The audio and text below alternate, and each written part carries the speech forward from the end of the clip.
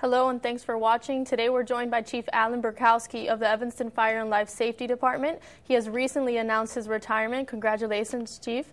And we're here to talk about his career and as well as some memorable moments throughout his career in Evanston.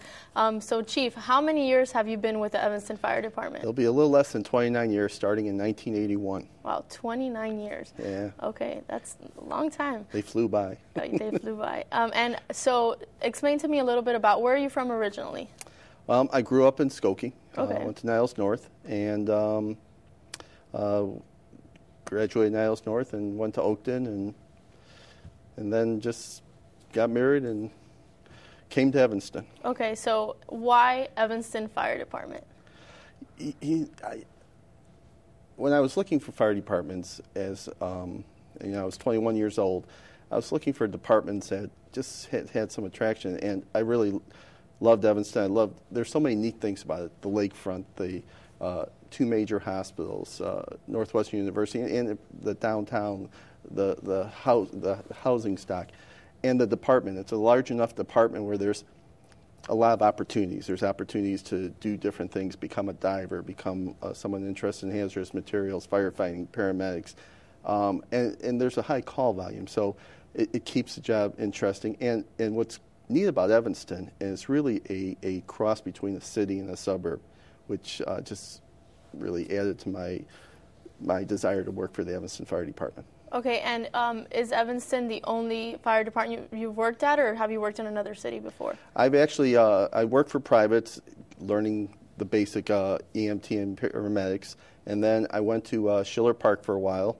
which is a suburb just west of Chicago, and then I went to the Chicago Fire Department for a year as a paramedic, a little less than a year as a paramedic, and it was a fascinating place to work, but I was then offered a job in Evanston. I came to Evanston in '81. Okay, so you came in '81, and how has the fire department changed since then? It was. There are so many things. It's a great. I had a great career. When I first came to the department, there's a lot of the tradition of the department, and most of your stations were the older stations from the '50s or poles. You can actually see where some of the stations still had the older equipment. I was. Probably the most memorable thing about starting in '81 is we were still writing on the tailboard.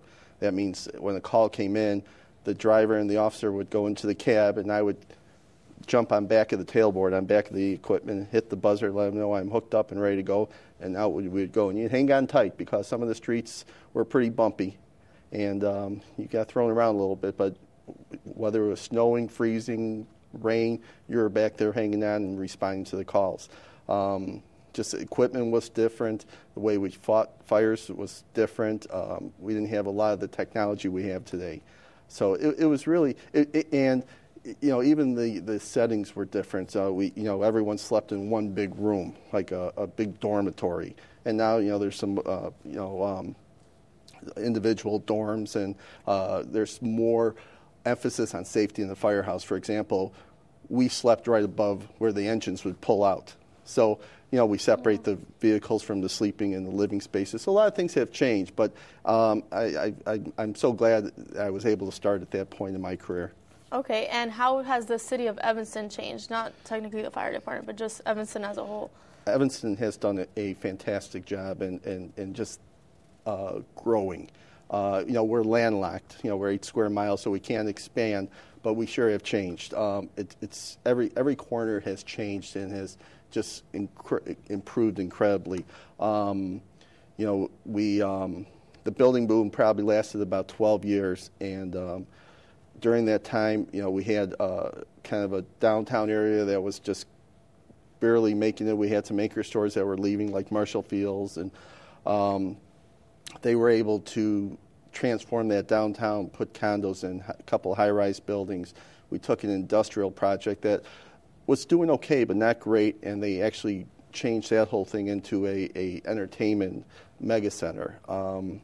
So our downtown, you can go downtown Evanston any evening, and it's just packed. It's really neat to see. And it wasn't like that before, you'd say in 81? Not to that extent. Actually, the downtown area towards the west, we had some of our yard area there, our fleet service. Northwestern has some buildings there. So just a lot of changes. A lot of buildings that were apartments went to condos, so that changed a lot of the areas as well. It's just a beautiful community, and it was kind of neat to watch it grow from 81 until 2010. And have there been more fire departments throughout the years? So when you started, how many fire departments were there? Fire stations? Fire stations, sorry. There's always been 5 stations in Evanston. Always, okay. However, the Station 1 was originally located where my office is on 909 Lake Street. At that time, it was called the Big House because we had 6 units in there and up to 13 people. So it was the house where they sent the rookies to go initially to learn the ropes and go on, you go on the majority of calls because you're in the center of town. Then in the 90s, we moved Station 1 over to Emerson, and we made then 909 Lake Street our headquarters with the police station. Okay, so let's talk a little bit about your career and why you decided to choose to be a firefighter. I mean, why is this your passion? What drives you to wake up every day and do this? Well, it's kind of funny. Back in high school, as we're going through our career counseling, and at that time, I think they still have career counselors. So I went to my career counselor, Mr. Thompson, who actually was an Evanston resident. I found out, I met him later in my career, and I said to him, I'd like to be a paramedic. So this was 76, 77. Brand new concept. There was a TV show called Emergency on the television, which kind of attracted me to that. I kind of wanted a job that I wasn't sitting behind a desk and I wasn't doing the same thing day in and day out. And I thought being a paramedic would be great. And he had no idea. He's going through his card catalog. Back then there weren't computers. And he goes, I don't even know where to tell you to go to school. So I ended up going to Oakton Community College, became an EMT, started with the privates, and continued on from there. But what my real drive and my real passion, particularly with firefighter paramedic, is I never wanted to be in a situation where I couldn't help someone. It's really uncomfortable when someone needs your help and you don't know what to do. And it actually, I was home back in, this letter here is dated 1988. I was off shift that day, and I got a phone call from my neighbor, frantic neighbor, saying there's a 2-year-old that just fell into the lake behind our house. We had this little pond, and they were trying to get him out. Can I come out and help? And I ran out, came around the pond, and we were just pulling him out, and he was blue and not breathing. I don't know how long he was not breathing. And I was able to begin just mouth-to-mouth resuscitation on him, and sure enough, he spit out the water and began to breathe. And it just reinforces the reason why having those skills and being able to respond under that stress and pressure is a good feeling. I also found it very useful. It seemed like every wedding I went to or every family event, something would happen. I mean, someone would pass out, someone would get dizzy, and of course, then they turn to you, being a firefighter, and say, "Hey, can you help us out there?" So it's always a good feeling to have those type of skills, and I think that's really what attracted me. It's just being able to be there in the time of need. That's great. And so let's talk about a couple of your most memorable moments or memorable fires. I know the Evanston Fire Department is just not only fires, you deal with life safety and emergencies, whether it be rushing someone to the hospital. So what are a couple of your most memorable moments in general? As I was thinking about this interview, there's so many things that come to mind that you go, oh yeah, I kind of remember that. I think as I began my career right at 81 and right in the winter of 82, at the very beginning of my career, we had this big house fire on Asbury and just off at Green Bay, and we actually had 6 fatalities that day, and it was the coldest day I can remember in my whole life. How and, cold? You don't remember? It was when I took off my coat, because I was on a exposure line towards the end of the fire, and when I took off my coat, it actually stood up from being frozen. I mean, the arms stood up, the coat stood up. Cool. We actually had to take the hose back to the station on a truck because we couldn't get the water out of it. But I just remember that because I never seen that type of loss in a fire or in a situation. And I was with a very experienced captain, and it was just something that stood out. The other memorable moments, I would say, as far as big fires go, 808 Judson. I was actually acting chief in that day, and that fire came in as they felt the walls were warm. And as our firefighters got there, they found that the whole it was a kind of a 4-story building, and it was condos, and they found the whole envelope of the building was on fire inside the walls.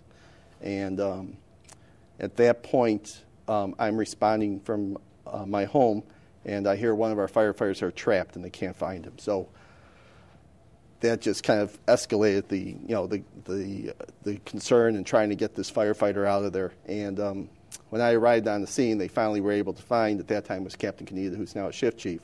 But I just remember all the firefighters and some really good firefighters at the window of the command van saying, this building is surrounded by fire, we're not going to put it out. So that night we spent, it must have been 8 hours trying to extinguish this building without anything else catching on fire. And the whole thermal column of the building, these big embers were just floating across town. And I'm thinking we had buildings on fire all over Evanston. And it was just a real aggressive attack. At the same time, we had another firefighter that part of the building collapsed on him. So we had a lot of things going on, and at the end, everyone did fine. The 2 firefighters were hospitalized, and they were released the following day, and the building was rebuilt, and we had no fatalities. But I just wasn't sure we're going to get out of that situation without having another fire or having someone seriously injured.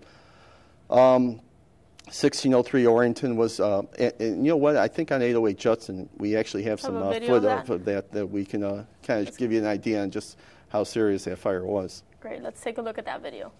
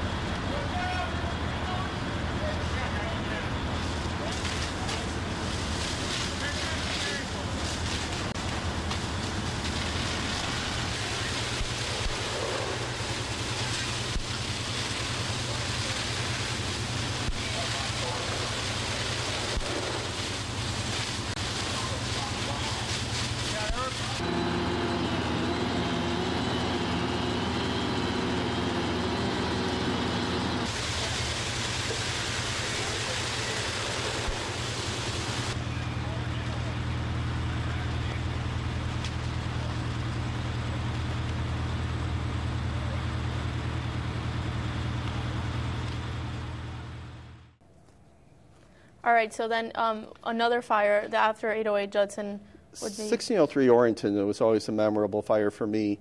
It came in the day one of our former fire chiefs, it was his last day, he was going around the station. And at that time, he was talking to one of our captains, Captain Adam, who said, I'll be right back. It's just probably going to be a false alarm. We have a lot of false alarms in this building. And as I was at the station with him, and as we turn the corner, we see this fire blowing out of the 8th floor window of our high-rise, and people are pouring down, and we got a lot of issues going on, and it was a tough fire, and it was really put out by a small crew of 6 just courageous firefighters, and it was a long fire, and they went against a number of obstacles. The glass broke and fell and actually severed our supply lines. We had wire hanging from all the wiring in the ceiling that entangled the firefighters. A number of things they were able to overcome to put out this fire in this high-rise that actually didn't have sprinklers from the 8th floor up that many times are lost in many other cities. So, and I actually think we got some video of that or some pictures of that fire just to give the viewers an idea and just some of the things that we encountered over the years. Alrighty, let's take a look at those. This is the First Chicago Bank Building, a 20-story office building and the tallest building in Evanston. For 35 years, this building enjoyed virtually a trouble-free period. With the exception of ambulance calls, power outages, and some false alarms, there has never been a serious fire at this building. On September 24th, 1996, this all changed. Let me describe the events leading up to the fire at the First Chicago Bank Building. September 24th was a Tuesday. It was a typical day at the fire department with the usual runs of fire details, ambulance calls, and several false alarms. Engine alarm assignment, engine 21, engine 22, and truck 22. 1603 Orrington, 1603 Orrington, to First Chicago for phone and fire alarm. Engine 21, 1603 Orrington.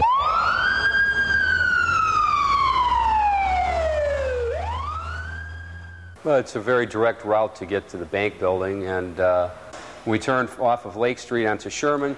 You really can't see anything at that point because you have to make one more block, bend one more block, and then when we looked up, you could see, in fact, that fire was blowing out of the 8th floor.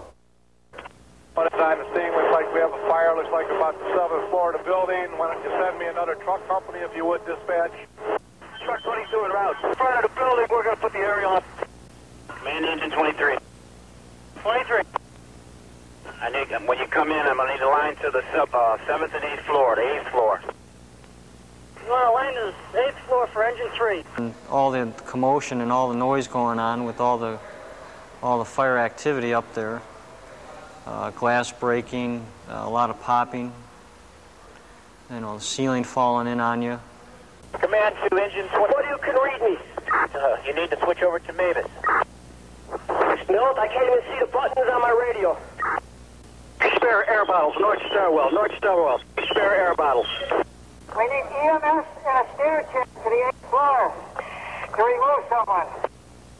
We did find one person still in the hallway, and then that time I remember I called for help to get her out of the hallway and into the stairwell.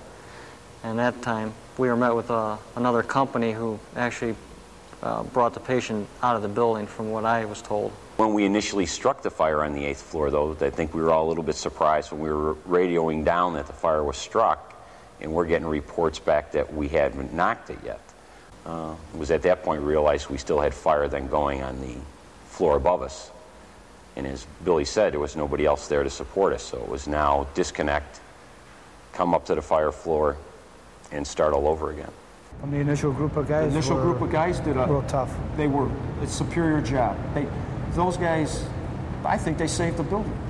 Yeah, I really do, because fire was lapping up from other floors, the 8th floor to the 9th floor, which could have gone from the 9th to the 10th, and it would have just went all the way to the roof. We were seconds away of making national news, of losing that building.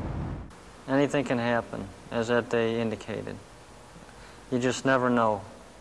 And I think, to me, it seems like it's when you least expect it is when something's going to happen, something big. The building has been completely restored since the fire. There are no telltale signs except for those occupants who remember the smell of the smoke and the sight of the flames shooting out the 8th floor window. The fire at 1603 Orrington resulted in hundreds of thousands of dollars in fire loss. It took over 80 firefighters, all the resources of the Evanston Fire Department, and 9 suburban fire departments to extinguish the blaze. Fire loss was minor compared to the business interruption a disaster like this can cause. The fire was stopped as it entered the 9th floor. High-rise fires in other states have resulted in much more significant damage as a result of a blaze like this. The firefighters were aggressive and stopped the fire in its tracks. And then a couple other things come to mind. You know, you talk about ambulance calls. I mean, you always think about all the ambulance calls and the people that you helped and saved. Probably the most memorable, not the most, but one of the most, you always remember when you deliver babies. It's always kind of an exciting but kind of scary thing to do. And I was working with one of the, I think he was Captain, it's Casey Lord. We were on the ambulance together, and we got called to a car on Main Street, Main and Wesley. And this lady was a nurse, actually, and she was trying to time it right to get to the hospital. And I think her timing was a little off because in front of the Toyota on the passenger seat, we delivered a little baby girl. Wow. So everyone did well, but it was just you just never know where you're going to need those skills and how it works out. How many firemen went to that scene that day? 5. 5? Five. And when that call came through, how does that go? Anytime you have a call for a delivery of a baby, so many things can go wrong, and then you start thinking about all those things you're taught in paramedic school about the various complications of delivery, and you just keep your fingers crossed that everything goes right. And this time, other than being in the front seat of the Toyota, everyone did very well. So in this case, being a firefighter isn't only about turning off fires. It's also about being a doctor, pretty much. Yeah, it is. And the word obviously paramedic is part doctor. We're the eyes and the ears of the doctors.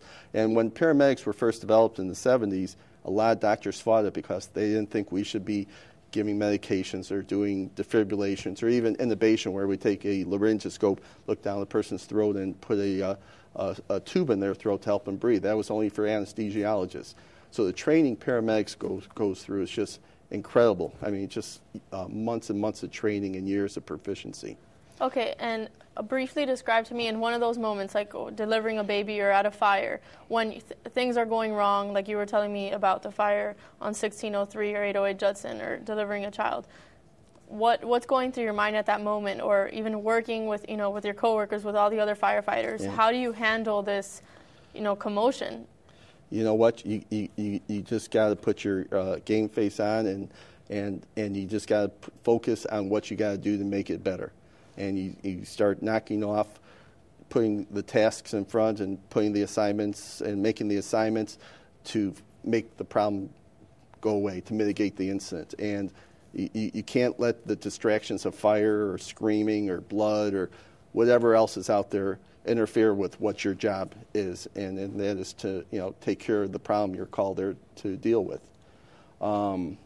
And it's hard. It's but training and going on calls and just makes you able to do that. And that's why I as we go on 8,000-9,000 calls a year, and I'm just impressed every time on every single call how these guys, the men and women in the department, handle it. And memorable calls too. I think there's just 2 others I do want to mention. In 1985, July 22nd, 1985. On a house fire in 1927 Jackson, one of our firefighters were killed. That was the first time since the early 1900s that we lost a firefighter. And he started, he wasn't on the job very long, Marty Leone. And obviously, you can't forget when a coworker gets killed in a fire. And we every year we do something just to remember Marty Leone. And actually, this is his 25-year anniversary of his death. Wow. And then also 9/11. That's just as you watch those buildings collapse, it was hard. Yeah. And so tell me what you're most proud of. Out of all these memorable moments after 29 years of service, what are you most proud of? Well, I'm proud of the department. As far as some of my accomplishments, I think computerizing the department was a big move for us. We went to a paperless reporting system probably well before many other departments. I'm very proud of our participation during the Evanston building boom in the last 12 to 15 years. We were going home at night with blueprints under our arms, just trying to keep up with the amount of building going on and making sure places are safe and that the buildings are designed so we can take care of the problems in them in the future. But probably more so, when I think of pride, I think of the men and the women of the department. Over the last 6 years in particular, they have made my job so much easier. They stepped up to the plate in dealing with SOGs and safety and vehicles and drivers. And without their commitment, their dedication, their loyalty, I just couldn't get any of that done. And I'm just really proud of that. That's great. And so tell me a little bit about the fire department's relationship with Northwestern University. We've always had a good relationship with Northwestern. We are their fire department, and we go there 500 to 600 times a year. But probably more so, we're also their fire prevention bureau. We work very closely with risk management of Northwestern, and we have excellent communications. I've been probably just a funny story. When I first became an inspector, and I was given a fraternity to inspect. So it's about 6 months as a fire inspector at this point. I go into the fraternity and meet the person, and I go, okay, well, let's start at the top and work our way down. It's very systematic in my inspection approach. So we get to the top of the building from the stairwell, and I look at the end, and there's an exit sign. I said, okay, where's the exit? He goes, oh, you just reach on top of the exit, take off the key for the dorm, open the dorm room, and you go out his window to the fire escape. I go, you're kidding. So at that point, I knew we had a lot of work to do. And, at this day, we sprinklered, I think, 63 buildings at Northwestern University, rebuilt a lot of fraternities and dormitories, and they were rebuilding Anderson Hall. And part of that in my review said you need a fire lane because we can't get to Deering Library, which is just east of Anderson Hall. And they sat on it, and they just didn't want to do it. And finally, it came time to open Anderson Hall. And I said, well, not without a fire lane. So they finally built must be a 20-foot concrete fire lane going from off of Sheridan Road all the way, and you can actually go all the way through campus now to the other side of campus. And they called me over there one day, and they had this sign up there. And purple and everything. Purple and everything. It just said, fire lane dedicated 6/29/2001, Alan Berkowsky Way. So I got my way, I guess. You got your way in both senses. But they knew it was the right thing to do. Okay. And this year they had purchased a fire engine for the Evanston Fire Department, which we're really excited about. We really needed some new equipment, and it'll be our first fire engine that I think will have Willie, the Wildcat, on it. So that's going to be very neat. Yeah. Cool. Yeah. And so tell me a little bit about the training to become a firefighter. You have a bunch of certifications. Tell me a little bit about those and just the different levels you need to get to in order, now you're chief, but what are, the ranks? You have to work your way up. Yeah. Well, our firefighters now are all Firefighter 2, certified by the Office of the State Fire Marshal, and they all have to be paramedics, and they're paramedics forever. They can't give up being a paramedic. That is part of the career of a firefighter. It's about a 9-week school, and we just actually hired someone about 4 weeks ago, and she is now in the academy. We stopped by to see how things are going. So it's a tough job. It's a tough academy. As it is, they put you through a lot of paces. You learn some of the basics, and then they put you in basically this big metal box, and you have to go with your mask on there and crawl through a maze and take off your mask and learn how to maneuver through darkness and heat and just very uncomfortable conditions, wearing about 75 pounds of gear. And so once you become a Firefighter 2, we then put you through EMT school, which is the precursor to being a paramedic, and then you go to the paramedic school. So the whole training takes about 2 years. Wow. And at that point, we could put you on the rig, and probably the next step after that would be a driver. We call them fire apparatus operators, and that's another class. We do that in-house, though, and we teach them how to be safe drivers and how to use the engine and the aerial ladder safely. Wow. So I've been to the Station 1, was it, that I went to? Yes. Right? I was at Station 1, and I was impressed at the amount of fires or emergencies. In that case, I went to on the ambulance, but the amount of emergencies and calls you get per day. What would be an average, We're running, like I said, annually somewhere between 85 and 9,000 calls. Last year, or 2008, we ran more calls, more than 9,000. But we're averaging about 25 calls a day. And like I said, every single one of those calls impacts someone's life in some way. And, you got to take everything, every call as though it's treating your own family, particularly on ambulance calls. I'm sure if you went on some of those ambulance calls, you saw the treatment that they were giving to the individuals. And so you've met a couple of famous faces. Tell me about those people. I did. I met President Bush a couple of years ago. He came to our training facility in Glenview. It's a joint training facility called NIPSTA. And we did a kind of a dog and pony show for him, part of a Homeland Security process where we simulated an explosion in a tanker and all sorts of things. And actually, I think we had a picture. Oh, there it is. I thought we had a picture of him somewhere. I don't know where it went, but we do. Oprah there. We'll have to find it. So that was pretty neat to meet the President of the United States. And then when I was doing when I was in the Fire Prevention Bureau as a captain, I got a call from the Oprah Winfrey Show. They were looking to do a show on fire prevention, and they asked me for some thoughts on fire prevention. And we talked about what people needed in their home, how important addresses were, and that people don't take this stuff seriously. And they said, well, can we come out and film in Evanston?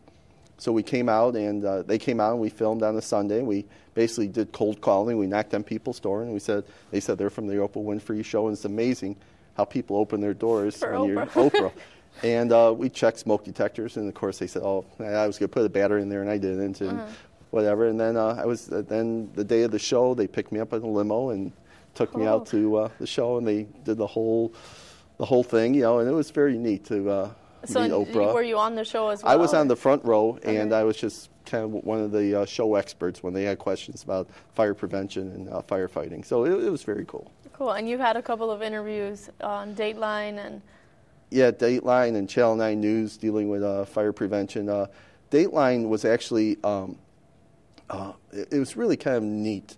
We do it in the Fire Prevention Bureau. As they go on all their fire calls, we do trend analysis. We start looking for patterns. And one of the patterns we saw at that point in the 90s, they had these torchlight halogen lamps. They were these tall lamps, and they had like 500-watt bulbs in them.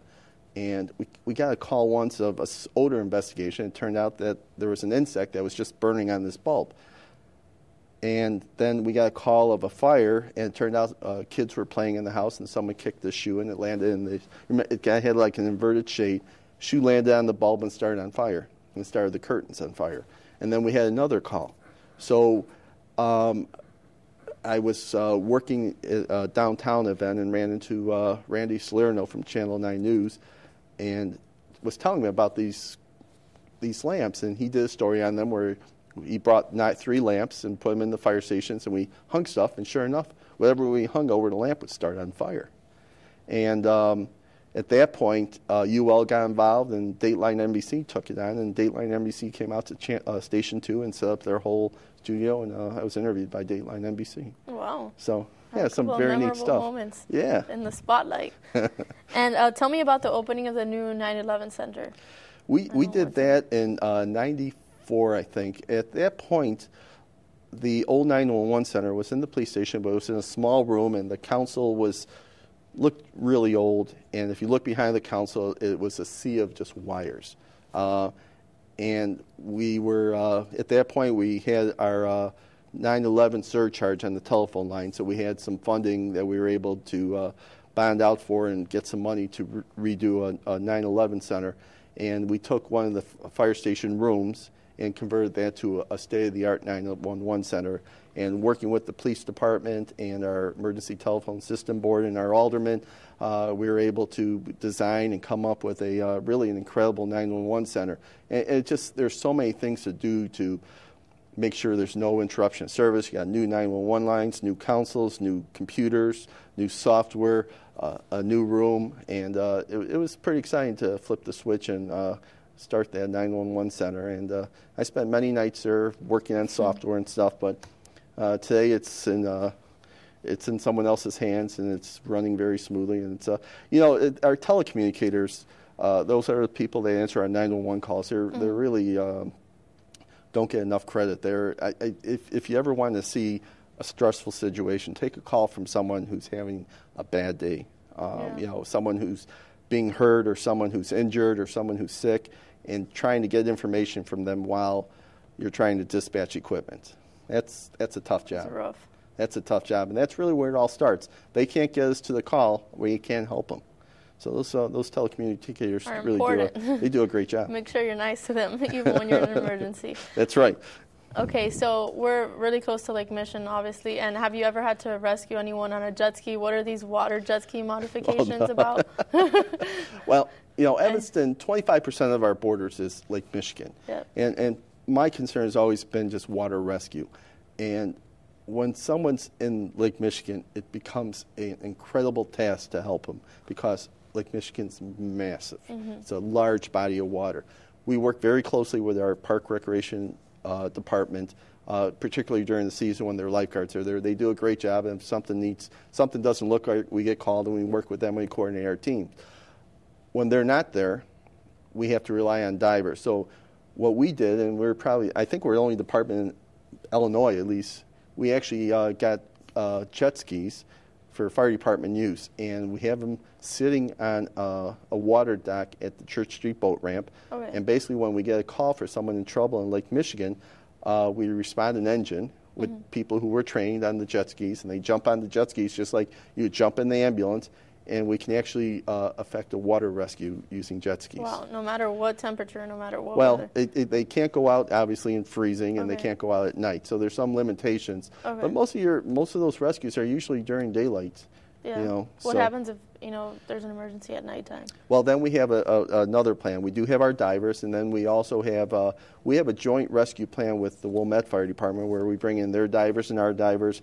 We also have the Chicago helicopter, and hopefully if they keep the Coast Guard helicopter in place, we have them as well. And they have high-intensity spotlights, they have thermal imaging cameras, and they have divers as well who can, if they see something in the water, they can actually jump from the helicopter into the water. So there's an instance where you work with Chicago, with the City of Chicago Fire Department. Do you work with them often? Or? Just recently. You know, for the longest time, Chicago and the suburbs were the suburbs. And I think after 9/11 and everything, everyone recognized we had to work together. And when Chicago had the marathon where in the heat when all the runners were passing out, they called a number of Chicago ambulances. When they had the fire at the LaSalle Bank building, they called a lot of suburban fire departments. So we have Chicago, if we have a high-rise fire, we have asked Chicago to help us in our prearranged box cards. And we also have them for a water rescue as a helicopter. And when they respond, they do a great job. They come with the forces that we need to do whatever we can to help that person. Great. And let's talk about a couple of these photos and why they're memorable to you. Why did you bring them here today?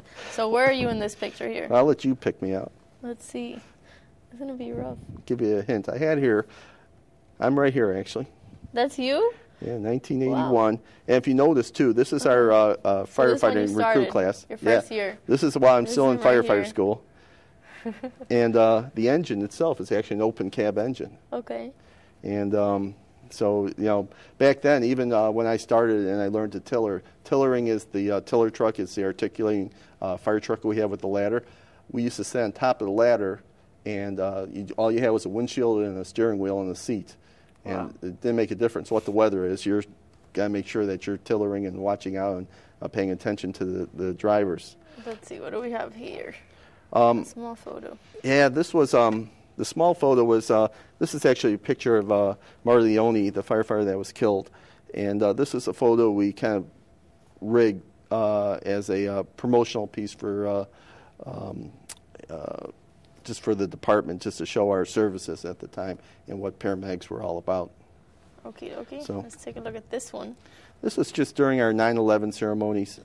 We used Fireman's Park, and actually that was Engine 5 back in the 30s and 40s maybe that you're seeing the back of. And this year we are actually renovating Fireman's Park, recognizing the 25 years I got a letter about that in the mail. Did you? Oh, yes, I did. Oh, excellent. And it's also our 135th year anniversary as a department. Wow. So there's going to be a big ceremony there, July 22nd. A lot of changes coming up. Yeah. So we held our 9/11 ceremonies there for many years now. We do them over at Station 1. Okay. Let's take a look at this one. And this one was just when we first started using computers, and they were and actually I don't know what year this was, probably early 90s. This was Division Chief Tom Lenkowski, who retired, and this is an old IBM XT, so you can see it still has a floppy drive and just an old computer. But we were working on a program to reduce false alarms back then, and it's just showing how we started to computerize even the ability to analyze our false alarms and doing our trend analysis. Cool. Important. Computers are important now. Oh, that was just a fire shot of Nell's. photo. I think it was Nell Johnson tree over here on Main Street when we had a big fire there. And just we were on the exposure line. I don't even know what else is back there. That was... Alrighty, and the most important question of all. So why are you retiring? Why after 29 years? Why not 30? Why right now? Why not? You know, I've been chief, 6 years, actually maybe even 7.5 when you count the acting time.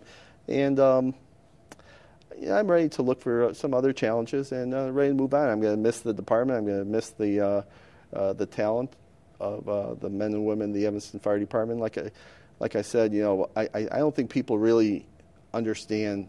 I mean, you got a little glimpse of it, but you work 24 hours and 48, and it sounds all like a great schedule. But when you're there for 24 hours, you got to be ready to go from 0 to 100 in the blink of an eye, and you have to have game on.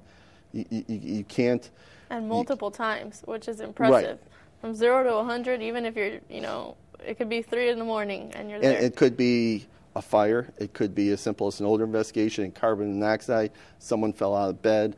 Someone's not breathing. Someone's having an asthma attack. Someone's having a baby. And you just don't know what you're going to get to till you get there. But you need to be ready for all that. And again, I just think it is it's all about quality of life. And it's a good feeling to know that when you call that 911, whether you need police or fire, but our firefighters and paramedics, they're going to be ready and be able to take care of you. And so 29 years, it was kind of part of my planner, it really is just to look and continue other challenges. Life is kind of short. And right now my plan is to try to enjoy the summer. I don't think I've had a summer ever since 11 years old when I started my paper route. And so I'm looking forward to the summer and going away with the family, spending some time with the family. And my daughter Jenna's starting high school, so give me a little time with her before she doesn't want to hang around with Dad too much anymore. So I'm looking forward to that. That's great. Well, thank you so much for being here today, and thank you for everything you've done for the fire department and for the city of Evanston. And we wish you the best of luck. Thank you very much.